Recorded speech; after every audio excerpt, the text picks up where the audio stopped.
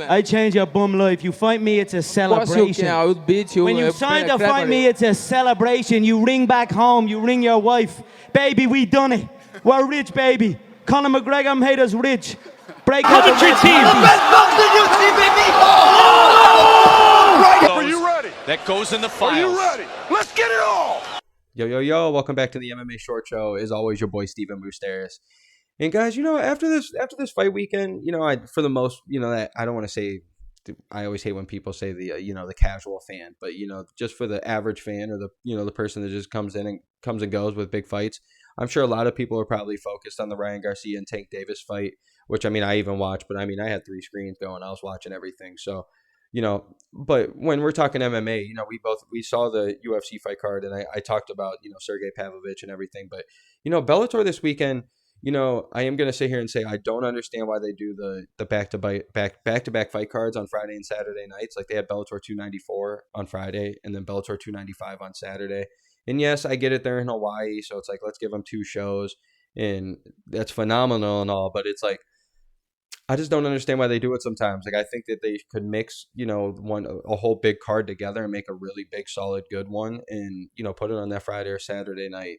And, then it would maybe get them more, views or whatever. I know that their like weigh-ins and their press conferences aren't as easy to watch as, maybe the UFC is. And, but I think, something that I really think the UFC should steal from Bellator, honestly, is this whole Grand Prix thing. Like, I mean, they used to do it in Pride. They've done it in so many, it's the base of so many movies. Like, it's always that tournament style. And I get how back in the day, maybe it didn't work and maybe it wasn't deep enough and everything. But we're at a point right now, especially like if we're just taking what, Bellator just did. They've been doing it for the last couple of years, but their Grand Prix are always pretty phenomenal. And like, especially this past one, this Bantamweight one.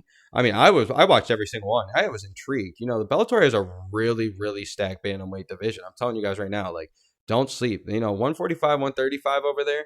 Those guys could, compete with the top 10 all day with the UFC all day, and I guarantee you. But like, if the UFC would take that game plan right now, like seriously, if we really looked at it, like I think it would really make sense. Like say this next card we're about to see, Aljo versus Henry Cejudo. Say Aljamain does pull it out and gets Henry Cejudo, or vice versa. Say Cejudo gets it regardless. So let's say Aljo finally moves up. He announces, you know what? I've been the dominant man forever. My guy Marab's, starting to come up.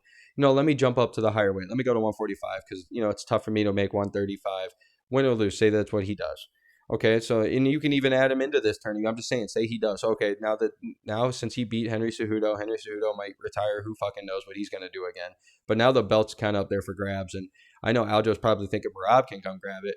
But if they did an 8-man tourney or an 8-man tournament, like for real, like the Grand Prix they just did with Bellator, I mean, just to come up with a number one, for the new champion, that would make so much fucking sense. And it would and for the UFC, it would make so much sense too, because like Bellator uses it as a main event. Like the UFC could use 2 of those on a main card, and we're all geeked to open up like the first card on the main card, and then maybe a co-main if it's impressive enough. If it's getting to like the semifinals or something.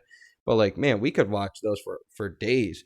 And like look at the guys that we could even have, like the Marabs, the Piotr Jan, the Sugar Sean, the Cheeto, the Corey Sandhagen. There's Dominic Cruz still creeping in there. There's Ricky Simone. There's so many guys that we could go with. With Song Yadong. Freaking, oh my goodness. There's so many people that they could even choose from, and they could even make it deeper because you even got guys like Jonathan Martinez and Chris Gutierrez and Pedro Munoz and still sitting there like 12, 13, 14. Like if you really wanted to make it deep in the UFC, you really could. But like, I'm just saying, man, like this is getting pretty impressive. I really think the UFC should maybe look into that. I think they would get a lot of views. I don't know, man. I think it would make a lot of sense as well. And even if you wanted to do it as like a number one contenders matchup or something, I could see that as well. Like have Aljo or whatever. Say if Aljo and Cejudo have a close fight, or Aljo finally goes on to fight Sugar Sean or something. Like say that fight kind of rules it all, and it takes a couple months. Like they could easily do a tournament. Like I don't know what's stopping them. Like they'll do the bad motherfucker BMF title. But, and people will watch it and they'll only do it once and as a gimmick, but they'll make this really nice belt for it. And, they'll do all these things all the time where they'll make co-main events 5 rounds if we really want to see it. And, I love it. But, there's sometimes even that third fight, like the whole Leon Edwards versus Nate Diaz, that was 5 rounds and that was the third feature fight. Like they do that all day. They do it all the time. And it's like, why wouldn't you guys do this for a little Grand Prix? Get you guys some views.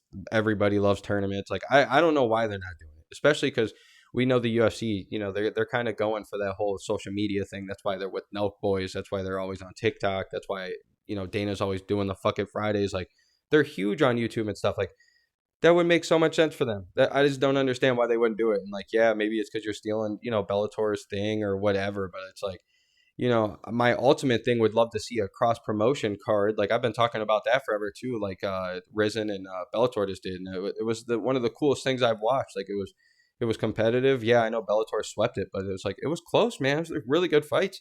And imagine if Bellator and the UFC did it, or Bellator and PFL, or Bellator and fucking one, or PFL and one. Like, I'm in for it all day. It doesn't have to be the UFC. So I don't know. I just really think that the UFC could maybe steal that from just that little platform from it, or that little like the whole narrative. I think that would be pretty cool. And like I said, it could easily come up with like, it could headline, you know, the fight nights. It could make so many fights up better. It can make so many fight cards better. It can make, instead of like,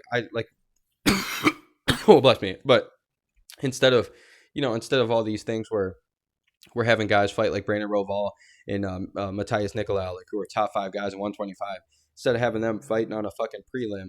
Dude, you could have made that a whole bigger thing by adding, Grand Prix, semifinal or quarterfinal, or, you know, first rounder or championship. You can make that a whole fight night for anything. So I don't know, guys. I don't know what y'all think. I don't know if you guys think it's a little gimmicky or something, but guess what? The UFC is already kind of getting gimmicky. I mean, holy shit. Like, we already got our guys, like, ever since Conor, we got all these guys mimicking him, trying to be him, and just can't. And it's pretty embarrassing. But, you know, as always, your boy, Steven Moustaris. Let me know what you guys think. Like I say all the time, I don't give a fuck about subscribers. I really don't. Like, I only do this shit to talk about this sport and hopefully meet some awesome people like I've been meeting. And seriously, all the people that have been commenting and stuff, it means the fucking world to me. You guys have no idea. And it's just so cool to kind of meet some of these people through, you know, online. And thank you guys for the positive notes and everything. So, as always, your boy, Steven Moustaris. Let's go, baby.